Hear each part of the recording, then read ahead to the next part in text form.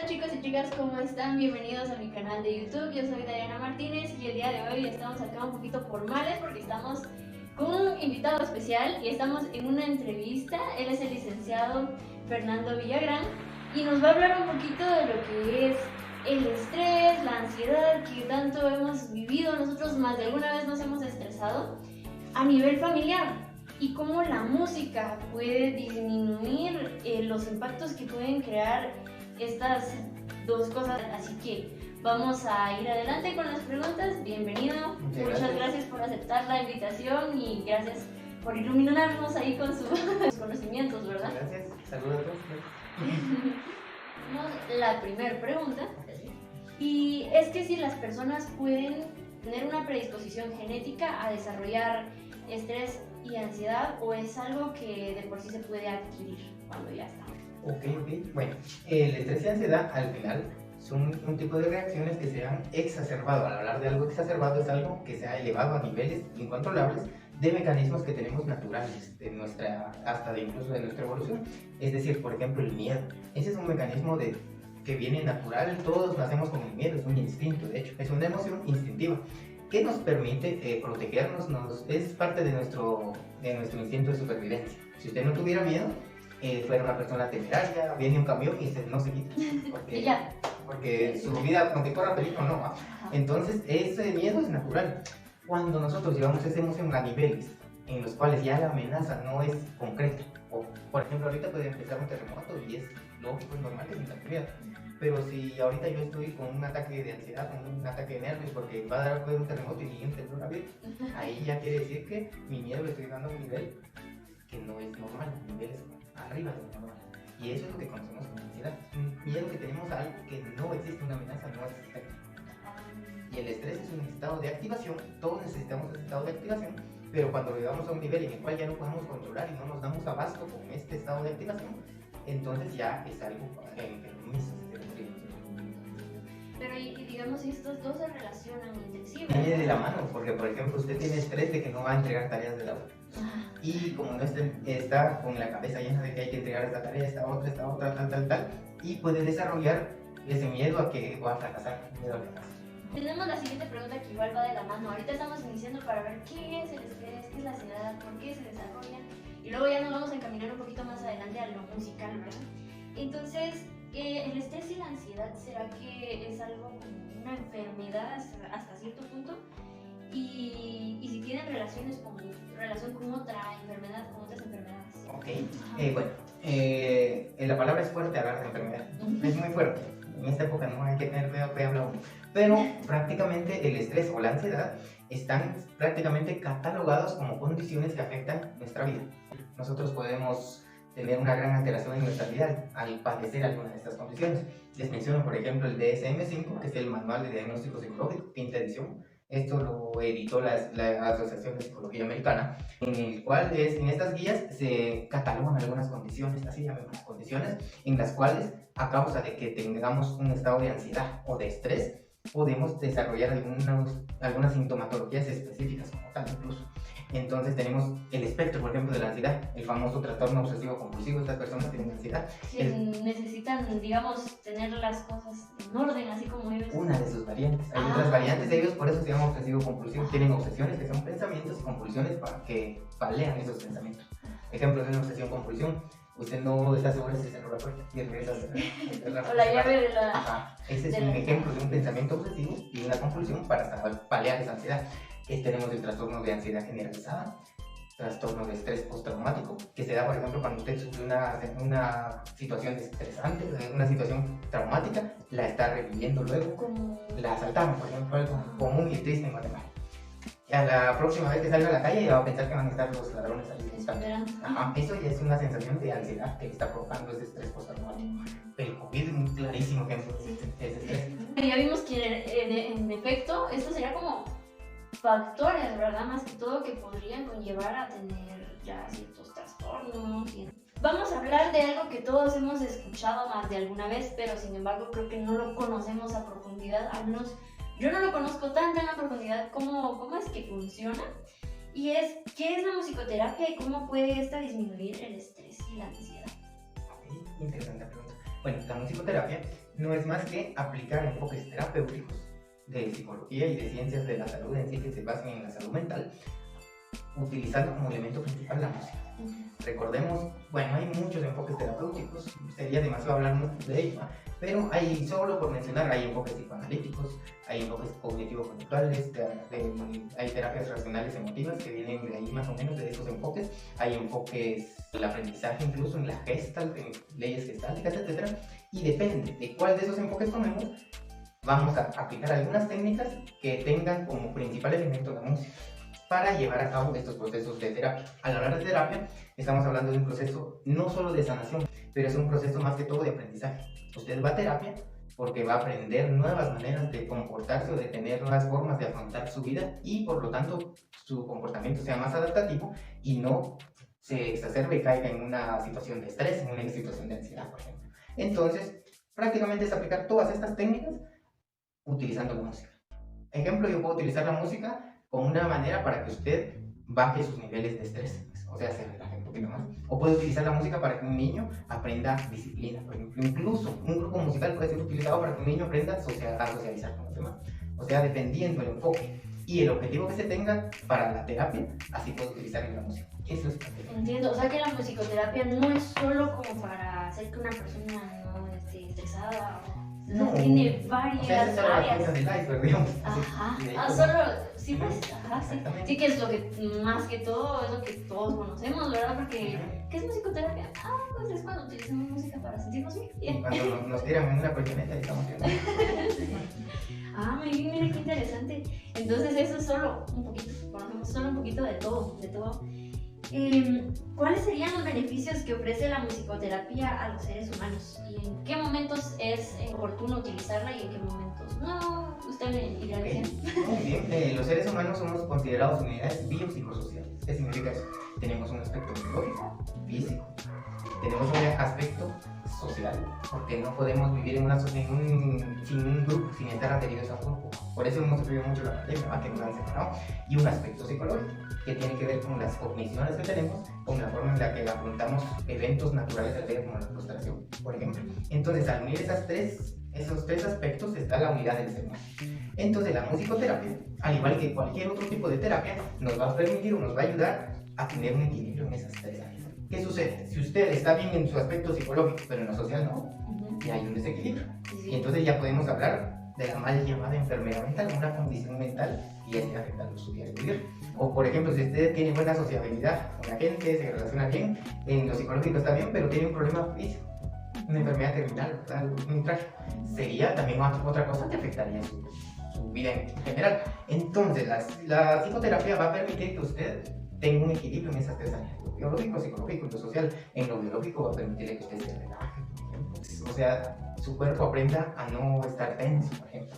En lo psicológico, a que usted, por ejemplo, asocie música, etcétera, con ambientes y que tenga asociaciones con emociones positivas, por ejemplo, que se sienta feliz, que no se sienta con algún tipo de plato o tristeza, por ejemplo. En lo social, como les mencionaba hace poco, incluso en grupos se puede hacer grupos para que nos relacionemos con otras personas, que aprendamos a ser más empáticos, que aprendamos a respetar a las personas, a escuchar a los demás, etcétera, etcétera. O sea, es algo integral. Entiendo. ¿Y esto lo podemos realizar nosotros así en nuestra casa o es necesario ir con un especialista? Si hablamos de terapia, esa es otra cosa que también tenemos que tomar en cuenta. Esto concierne ya a un especialista, porque para eso se estudia. Es como cuando, por ejemplo, ustedes estudian música. Usted no va a venir cualquier persona, no, hombre, solo toqué aquí. Así, Se así. estudia para eso. Entonces es lo mismo. Entonces, lastimosamente tenemos el concepto de que sin psicoterapia voy a bajar este video de YouTube y... Y yo lo escucho. Entonces, no, se necesita, al hablar ya formalmente de psicoterapia y música, por ejemplo, ya se necesita de alguien profesional que sepa de estos enfoques y que utilice un enfoque, se especialice en un enfoque como tal, para que entonces usted pueda tener el mayor beneficio. Sí, porque uno puede, digamos, ir a escuchar música, pero no sabe exactamente cómo le está beneficiando o le puede afectar también, Sí, ¿verdad? Ajá, muy bien. Bueno, vamos a continuar. ¿Y cuáles serían los elementos de la música que pueden crear psicológicamente comportamientos o sentimientos en las personas? Y hace un momento yo le mencionaba, por ejemplo, a un grupo de personas le pueden poner música tranquila, así música clásica. Y a otro grupo de personas le pueden poner rock. Las personas que están con la música clásica yo creo que van a estar los que tienen rock hasta van a estar hablando con la voz fuerte, con mucha energía. ¿Por qué sucede esto? ¿Y cuáles serán los elementos que desencadenan todo esto? Bien, a mí me gusta hablar de música como elementos así formales. Yo menciono mucho a Copland para esto. Él menciona, Aaron Copland, él menciona 4 elementos de la música. Bueno, de hecho, los 3 formales serían melodía, armonía y ritmo. Y él menciona el timbre como 4. Entonces, al fragmentar en estos elementos la música, vemos que tiene diferentes beneficios en nuestro cerebro, en nuestra psiquis como tal, o sea, el aspecto psicológico e incluso en el aspecto físico. Bueno, vamos poco a poco. Por ejemplo, el ritmo, lo que usted mencionaba. En el ritmo, lo que sucede es que se activan unas neuronas que se llaman neuronas espejo. Usted va en la calle y le sonríe a una persona X. Y cuando usted siente ya tiene la sonrisa dibujada. ¿Por qué? Porque son neuronas que actúan de forma automática hacia un estímulo tratando de comportarse de la misma manera, digamos, que usted se comporte de la misma manera. Entonces usted cuando mira ya está imitando la sonrisa. Hágalo como un bebé y se va a dar cuenta que el bebé se va a es lo mismo. Pues lo mismo sucede con la música. Cuando usted está con una pieza de música que tiene un ritmo fuerte, o un ritmo rápido mejor dicho, muchas pulsaciones, automáticamente su ritmo cardíaco y en general su ritmo con el que usted, su ritmo corporal va a crecer. Y cuando usted sienta, hasta va a estar agitada, por ejemplo. Lo mismo pasa con ritmos que son lentos. Se va a bajar mucho su ritmo. Eso es porque es una reacción natural de nuestro cerebro a tratar de estar en concordancia con el ritmo. Exactamente. ¿Para eso en qué nos afecta o en qué cambia en nosotros? Estados de ánimo, por ejemplo, podría cambiar de un estado en el que usted esté estresada a que se relaje un poquito más porque ya su ritmo cardíaco empezó a bajar un poco más. Eso es en el caso del ritmo, por ejemplo. Caso de timbres y melodías. Bueno, en timbres más que todo. Yo mencionaba que, por ejemplo, nuestro cerebro produce ondas. Alfa, beta, gamma, delta. Estas son ondas cerebrales. Nuestro cerebro es un cúmulo de electricidad prácticamente. Las neuronas emiten electricidad, menos 30 voltios, 70 voltios, menos 30 milivoltios y 70 milivoltios cuando se activan. También emiten neurotransmisores, que ya los vamos a ver ahorita en un ratito. Y lo que pasa es que cuando usted su cerebro está emitiendo algún tipo de onda, depende cómo sea ese tipo de onda, así va a funcionar. Por ejemplo, cuando usted está durmiendo, emite las ondas delta, que son de baja frecuencia. Cuando usted está en vigilia, ondas alfa, por ejemplo, si está tranquila, o si está exacerbada, está como que agitada, ondas gamma. Entonces, hay timbres, ciertos timbres, como en algunas piezas de Mozart, por ejemplo, alturas y timbres de Mozart, que se ha comprobado, según algunos estudios, tampoco es la última palabra, pero son hipótesis, que dice que promueven que nuestro cerebro produzca ondas alfa, por ejemplo. Entonces te van a relajar. A nivel neurológico, a nivel de frecuencias, le están relajando su cerebro y automáticamente su cuerpo va a tener una reacción fisiológica. Por eso es que a veces, digamos, yo he visto en YouTube que sale música con ondas alfa. Y yo digo, ¿qué era eso? Porque siempre, con ondas alfa, con ondas no sé qué, y yo digo, ¿qué era eso? Sí, porque estas son para que se relaje, por ejemplo. Entonces, para eso es ese tipo de música. Han hecho estudios que, por ejemplo, música académica, Mozart sobre todo, tiene mucho como que su música promueve mucho que el cerebro produzca ese tipo de ondas. Entonces, imagínense esos timbres, esas melodías, también benefician en ese sentido, ¿no? Lo contrario a otro tipo de música como el rap. Amo el rap, así que y lo amo en serio. Que lo que hace es que los exacerba. Por ejemplo, ir a alguien, yo sé que algunos me van a escuchar y van a decir que sí lo conocen, a Código, por ejemplo, de Argentina, hacer un doble tempo es algo, hasta uno se agita, así como con la que calidad.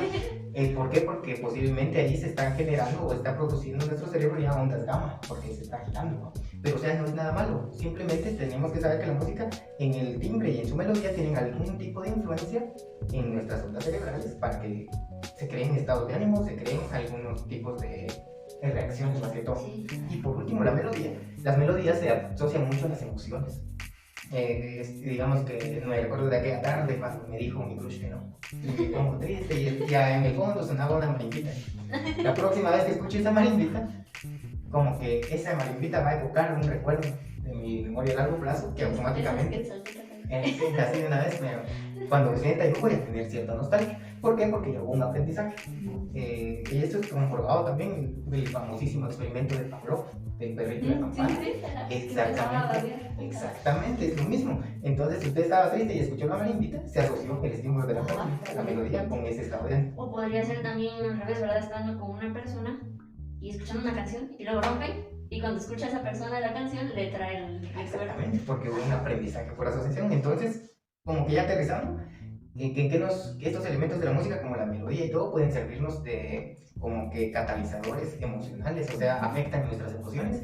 El ritmo nos puede afectar en cuanto a nuestro estado de estrés o relajación, digamos. Las melodías y timbres también pueden afectar incluso en las ondas cerebrales que estamos nosotros emitiendo para que eso se manifieste en un estado emocional. Muy interesante. O sea que todo esto no es solo de como de que, voy a hacer música y ya quedó. O sea, son cosas que uno también tiene que pensar, ¿verdad? A la hora de estructurar una canción. Porque uno dice, este ritmo como que no va con estos acordes, o estos acordes como que no van con este ritmo, o no expresan la idea que quiero dar. Eso es muy interesante también. ¿Sí? Incluso hay unas teorías en donde con escalas modales pues te puede dibujar ciertos ritmos y ciertas emociones. Por ejemplo, usted usa escalas dóricas. Para hacer una pieza va a sonar medio nostálgica, con algo de esperanza. Utiliza una escala jónica, algo alegre. Una escala lóprea va a sonar algo como que dependiendo de eso, se evoca una escala. Y de ahí puede escoger uno también para crearla. Muy interesante. Bien, vamos ya con lo último, y es, según estudios realizados, dice que una persona que escucha música mientras está enfermo se puede recuperar más rápido que alguien que no. Entonces, ¿esto será que se debe a solo por la satisfacción de estar escuchando su canción, digamos, o implica otras cosas? Implica muchas más cosas, o sea, no es así como que voy a bajar esta canción y esta canción es la que me va a sanar, ¿no? Lo que sucede es que al final que acaba la música es como lo que miramos, los colores no existen como tal, nuestro cerebro los interpreta, igual la música. Esos sonidos, al final la música son ondas sonoras.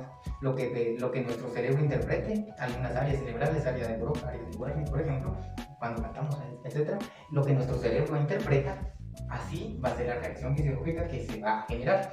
Por ejemplo, si la persona está escuchando algo que le guste, y aquí quiero poner algo muy en cuenta, no seamos como que tan retrógrados de desechar un tipo de música y otro tipo no, porque realmente la música es un fenómeno cultural. Tal vez lo que para ustedes es ruido, para otra cultura está desagrado. Entonces, sí, no podemos como que desechar música. Depende mucho de los gustos de la persona, de su cultura incluso. Que esté escuchando cierto tipo de música, no voy a decir cuál, porque puede ser cualquiera, que la haga sentir satisfecha, va a hacer, por ejemplo, que esta persona genere neurotransmisores o haya más recepción de neurotransmisores en su cerebro. Por ejemplo, cuando usted escucha algo que le gusta mucho y siente hasta un miedo, se pone la piel chinita, bueno, ahí es lo que está haciendo, está generando endorfinas, está generando dopamina, la famosa hormona de la felicidad o el neurotransmisor de la felicidad. Entonces, ¿en qué ayuda eso?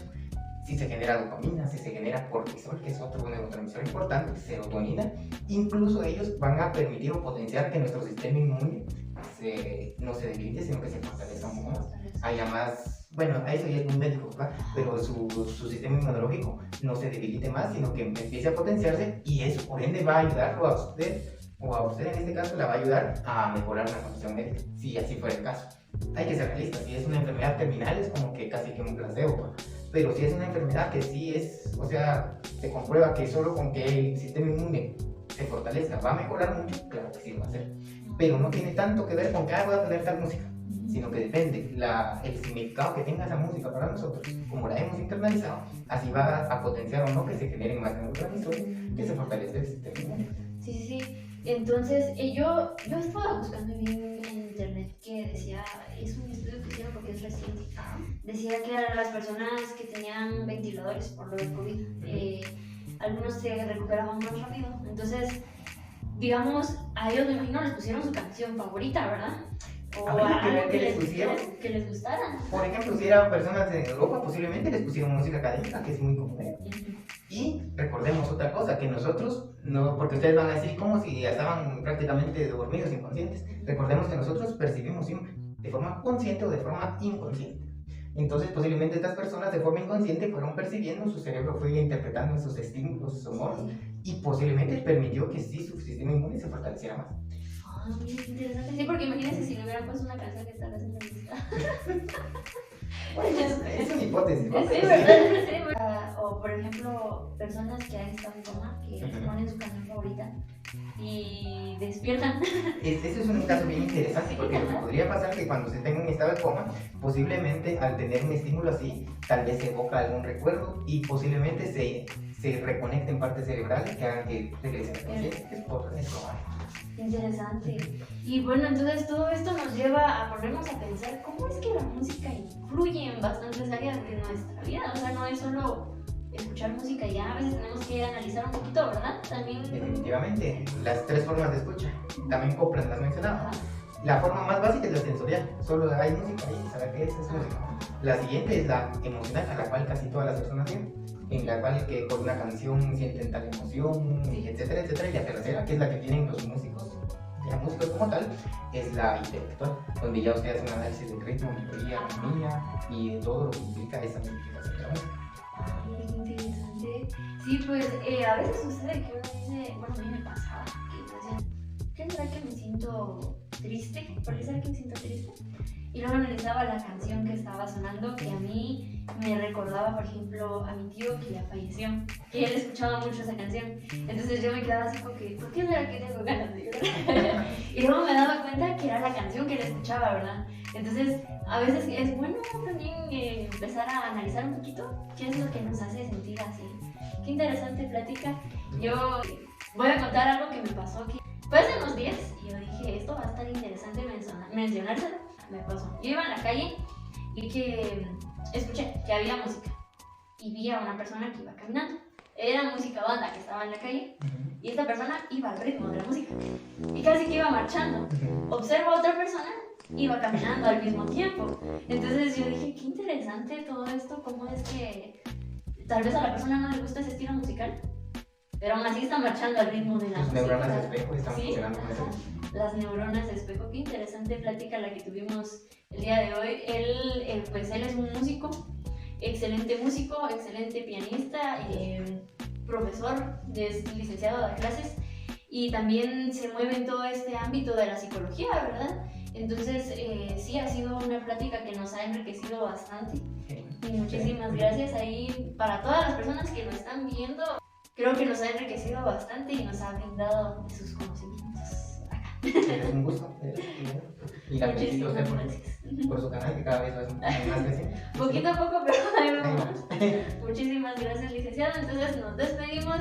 Ya saben, denle like, suscríbanse, compartan y muchas gracias por estar aquí. Hasta la próxima.